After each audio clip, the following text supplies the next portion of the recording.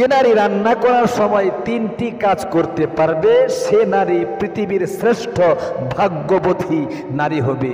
সে নারীর কপাল খুলে যাবে, ধন সম্পদ টাকা পয়সা আল্লাহ তাআলা তার গায়বী খাজানা থেকে ওই নারীকে দান করবে।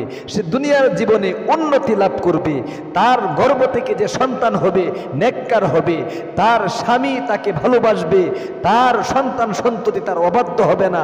দুনিয়ার যত অভাব অনটন দুঃখ কষ্ট পেরেশানি হতাশা আছে, ঋণগ্রস্ততা আছে, হয়রানি আছে, টেনশন আছে, এই সব মুসিবতগুলো ওই নারীকে স্পর্শ করতে পারবে না। বিশ্ব নবীর শেখানো 3টি আমল যদি মহিলা মা বোনেরা রান্না করার সময় করতে পারে, আল্লাহু আকবার। আমি আমলগুলো বলে দিচ্ছি, আর আগে অনুরোধ করে বলবো অবশ্যই ভিডিওটা শুরু থেকে শেষ পর্যন্ত দেখবেন ইনশাআল্লাহ। বিশ্ব নবীর শেখানো আমল কখনো বৃথা যায় না। বিশ্ব নবীর শেখানো আমলের মধ্যেই দুনিয়ার যত সুখ আর শান্তি, আখিরাতের যত কল্যাণ আর সুখ রয়েছে এই বিশ্ব নবীর শেখানো আমলের মাধ্যমেই হাসিল করতে হয়। একথা আপনি বিশ্বাস করুন অথবা নাই করুন, এটাই সঠিক এবং এটাই কি সত্য। আল্লাহু আকবার। প্রিয় দিনী ভাই এবং বোন, মহিলা মা বোনদেরকে বিশেষ করে উদ্দেশ্য করে বলছি, আর মহিলা মা বোনেরা, যখন আপনি সর্বপ্রথম ঘুম থেকে রাতে জাগ্রত হবেন, আপনি ঘুম থেকে জাগ্রত হওয়ার পরে ভালো করে ওযু করবেন। ওযু করার পরে ফজরের নামাজটা আপনি আদায় করে নেবেন। দেখেন আপনার কপাল কিভাবে খুলে। আপনি ফজরের নামাজ আদায় করবেন। যে নারী ফজরের নামাজ আদায় করে না সে নারী নবীজির শেখানো আমল কেন, ইসমে আজমের যে দোয়াগুলো রয়েছে এই সমস্ত দোয়াগুলোর উপর আমল করলেও কোনো লাভ হবে না। অনেকে আমল করতে চায় কিন্তু তারা নামাজ পড়ে না। অবশ্যই নামাজ আগে আপনাকে পড়তে হবে। নামাজ পড়ে যদি আমল করেন তাহলেই আল্লাহ তাআলা আপনার প্রত্যেকটা আমলই কবুল করবে, মঞ্জুর করবে। ও মহিলা মা বোনেরা, যখন ঘুম থেকে জাগ্রত হবেন, ঘুম থেকে জাগ্রত হয়ে আপনি সর্বপ্রথম ভালো করে ওযু করে ফজরের নামাজটা আদায় করবেন। ফজরের নামাজটা আদায় করার পরে যখন রান্নাঘরে আপনি যাইবেন, রান্নাঘরে প্রবেশ করার আগে আপনি সালাম দিবেন এরকম ভাবে, 1 নম্বরে আসসালামু আলাইকুম ওয়া রাহমাতুল্লাহ। আল্লাহু আকবার। আপনি হয়তো প্রশ্ন করতে পারেন, ও হুজুর, রান্নাঘরে তো কেউ নেই, না কোনো মানুষ আছে, না কোনো পশু পাখি আছে, আমি কাকে সালাম দিব? অবশ্যই আমি আপনাকে অনুরোধ করে বলবো, রান্নাঘরে হয়তো কোনো মানুষ না থাকতে পারে গো, রান্নাঘরে আল্লাহ রাব্বুল আমিনের কুদরতি ফেরেশতারা কিন্তু অবশ্যই রয়েছে। এই জন্য আমরা আসসালামু আলাইকুম বলি। কুম শব্দটা এটা কি জমির বহু বচন অর্থে ব্যবহার করা হয়।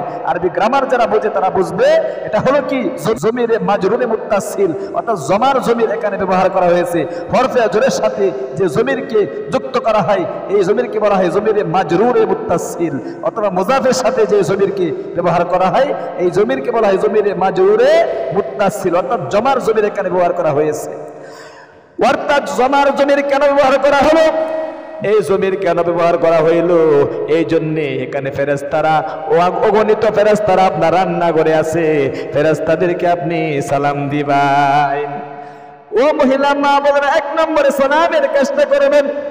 বিশ্ব নবী বলেছেন দুনিয়ার যত সুখ আর শান্তি, দুনিয়ার যত সফলতা আছে, যত কল্যাণ আর কামিয়াব আছে, সবগুলো আল্লাহ রাব্বুল আমিন বান্দার পরস্পর সালাম আদান প্রদানের মাধ্যমে হয়ে থাকে। একবার বলুন সুবহানাল্লাহ। নবীজি বলেছেন আফসুস সালাম, সালামের প্রচার প্রসার করো, ওয়াতইমুত তাআম, এবং গরিবদেরকে মিসকিনদেরকে খাবার খাওয়াও। এখানে আফসুস সালাম বলা হয়েছে, অর্থাৎ সালামের প্রচার প্রসার করতে হবে। ও মহিলা মা বোনেরা, 1 নম্বরে সালাম দিয়ে রান্নাঘরে প্রবেশ করবেন। এরপরে 2 নম্বরে যে আমলটা করবেন সেটা হলো বিশ্ব নবীর শেখানো, একদম মনোযোগ দিয়ে আমলটা শিখুন। ও মহিলা মা বোনেরা, বিশ্ব নবী বলেছেন 2 নম্বরে যে আমলটা করবেন, বিসমিল্লাহ বলে আপনি রান্নার প্রত্যেকটা কাজ শুরু করবেন। হাদিস শরীফের মধ্যে নবীজি বলেছেন কুল্লু আমরিন জিবালিন লা ইউবদাউ ফিহি বিসমিল্লাহি ফাহুয়া আবতারু। আল্লাহর নবী সিহাহ সিত্তার কিতাবের মধ্যে বলেছেন যে ব্যক্তি প্রত্যেকটা কাজের শুরুতে বিসমিল্লাহ বলে না, এই কাজের মধ্যে কোনো বরকত হয় না। অবশ্যই এই কাজে বরকত আনার জন্য আপনাকে বিসমিল্লাহ বলতে হবে।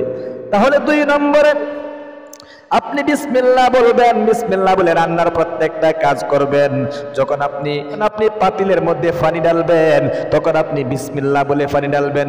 যখন চাউল দিবেন বিসমিল্লাহ বলে চাউল দিবেন। যখন আপনি ঝাল ধরাবেন, আগুন ধরাবেন, তখনও আপনি কিন্তু বিসমিল্লাহ বলে আগুন ধরাবেন। অর্থাৎ প্রত্যেকটা কাজেই আপনি কি বিসমিল্লাহ বলবেন। যখন তরকারি পাক করবেন প্রত্যেকটা কাজেই আপনি করবেন বিসমিল্লাহ বলে প্রত্যেকটা কাজ করবেন। এরপরে আপনি 3 নম্বরে বিশ্বনবীর কিছু শিখানো জিকির যদি আপনি করতে পারেন এবং বিশ্বনবীর উপর ছোট একটি দুরূদ শরীফ পাঠ করতে পারেন, আল্লাহর নবী ওয়াদা করে বলেছেন আপনাদের এই খাবারের মধ্যে এত পরিমাণ বরকত হবে এই তাসবিহগুলো পাঠ করতে পারলে, এই দুরূদ শরীফটা পাঠ করতে পারলে। আল্লাহর নবী বলেন ওই মহিলা আমার কোনোদিন কোনো কিছুর অভাব হবে না, তার ভাগ্যটাই আল্লাহ তাআলা পরিবর্তন করে দিবে। তার এই রান্নার মধ্যে এত পরিমাণ বরকত আল্লাহ তাআলা দান করবে, তার পরিবার সংসারে কখনো ঝগড়া ফাসাদ মারামারি কাটাকাটি হানাহানি কেউ করবে না। অনেকের স্বামী স্ত্রীর মিল মোহাব্বত থাকে না, স্বামী ভালোবাসবে স্ত্রীকে, সন্তানও অবাধ্য হবে না। আপনার এই খাবার কি ও মহিলা মা সিহাসিত্তার কিতাবের মধ্যে বিশ্বনবী বলেছেন যে মহিলা মা এই যে তাসবিহটা পাঠ করতে পারবে রান্নার মাঝামাঝি সময়ে, এটা মুসলিম শরীফের 2699 নম্বর হাদিস শরীফে উল্লেখ করা হয়েছে। দোয়াটা হলো সুবহানাল্লাহি ওয়ালহামদুলিল্লাহি ওয়ালা ইলাহা ইল্লাল্লাহু ওয়াল্লাহু আকবার। আবারও বলছি সুবহানাল্লাহি ওয়ালহামদুলিল্লাহি ওয়ালা ইলাহা ইল্লাল্লাহু ওয়াল্লাহু আকবার। আপনি এই দোয়াটা কমপক্ষে একবার হলেও 3 নম্বরে বলবেন এবং এই দুরূদ শরীফটাও আপনি একবার পাঠ করে নেবেন। জাযাল্লাহু আন্না মুহাম্মাদাম মা হুয়া আহলুহু। আল্লাহু আকবার। একবার এই দুরূদ শরীফ পাঠ করলে হাদিস শরীফের মধ্যে এসেছে 70 জন ফেরেশতা 1000 দিন পর্যন্ত পাঠকারীর জন্য দোয়া করে থাকে। আল্লাহু আকবার। ও মহিলা মা বোনেরা, অবশ্যই রান্না করার সময় এই 3টি কাজ করবেন। আবারও বলে দিচ্ছি, 1 নম্বরে রান্না করে প্রবেশ করার আগে আপনি সালাম দিয়ে প্রবেশ করবেন। এটা হলো 1 নম্বর রান্নার কাজে বরকত আনার আমল। এরপরে 2 নম্বরে আপনি প্রত্যেকটা কাজের শুরুতে যে সিহাসিত্তার হাদিসটা আমি উল্লেখ করে বলে দিলাম আপনাদেরকে, কুল্লু আমরিন জিবালিন লা ইউবদাউ ফীহি বিসমিল্লাহি ফাহুয়া আবতারু। অর্থাৎ আপনাকে বিসমিল্লাহ বলে কাজ শুরু করতে হবে। প্রত্যেকটা কাজে বিসমিল্লাহ বলবেন, না বললে কিন্তু অবরকত হয়ে যায়। এটা হলো 2 নম্বর। এরপরে 3 নম্বরে আপনি অবশ্যই কিন্তু বিশ্বনবীর সেই মুসলিম শরীফের যে দোয়াটা রয়েছে এই দোয়াটা একবার হলেও পাঠ করবেন। সুবহানাল্লাহি ওয়ালহামদুলিল্লাহি ওয়ালা ইলাহা ইল্লাল্লাহু আল্লাহু আকবার। আপনি এই দুয়ার সাথে সাথে দুরূদ শরীফটা একবার পাঠ করে নেবেন। সর্বশেষে জাযাল্লাহু আন্না মুহাম্মাদাম মা হুয়া আহলুহু। ও মহিলা মা, জীবনে অনেক রান্নাই তো করেন, এই 3টি আমল করে দেখেন না নবীজির শেখানো।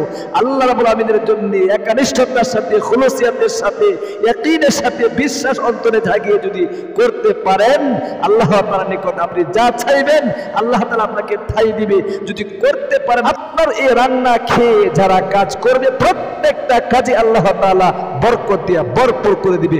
অর্থাৎ আপনি ধনী হয়ে যাবেন, আপনার ছেলে সন্তান ধনী হবে, আপনার সন্তান সন্ততি ধনী হবে, টাকা পয়সার অভাব হবে না, আপনার স্বামীও ধনী হয়ে যাবে, আল্লাহ তাআলা তাকে উন্নতি দান করবে।